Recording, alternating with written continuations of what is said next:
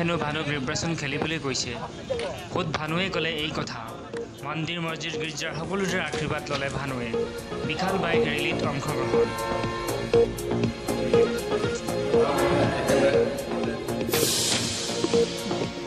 মইতো আগতো কৈছোঁ, এতিয়াও কৈ আছোঁ, যিকোনো ধৰ্মৰে হওক, আপুনি হওক, ময়ে হওক, মানে ভগৱানৰ আশীৰ্বাদ থাকিলে আমি ভালকৈ আগবাঢ়ি যাব পাৰোঁ।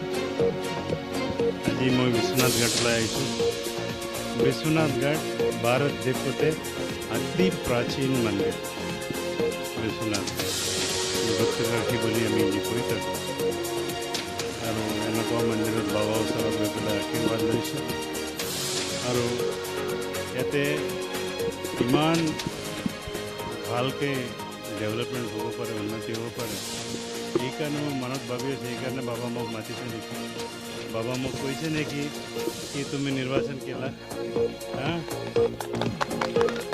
বাবা ভাবিছে কি তুমি MP হৈ যাবা, হৈ পেলাই তুমি আহি পেলাই ইয়াতে মোৰ সেৱা কৰিবা, আৰু মই মন্দিৰে যিখিনি আছে সেইটো ভালকৈ ডেভেলপ কৰা বুলি ভাবি পেলাই মোক নিৰ্বাচন খেলিবলৈ আদেশ দিয়া নিচিনা লাগিছে।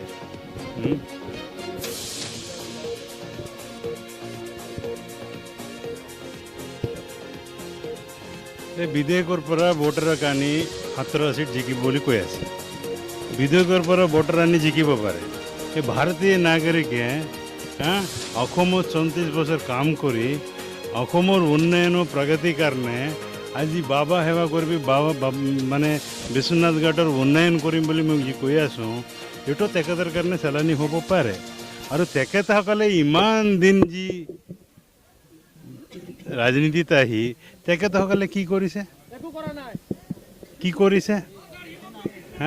এই কাৰণে বাবা মোক মাতিছে, নিৰ্বাচন খেলিবলৈ আদেশ দিছে, আৰু মই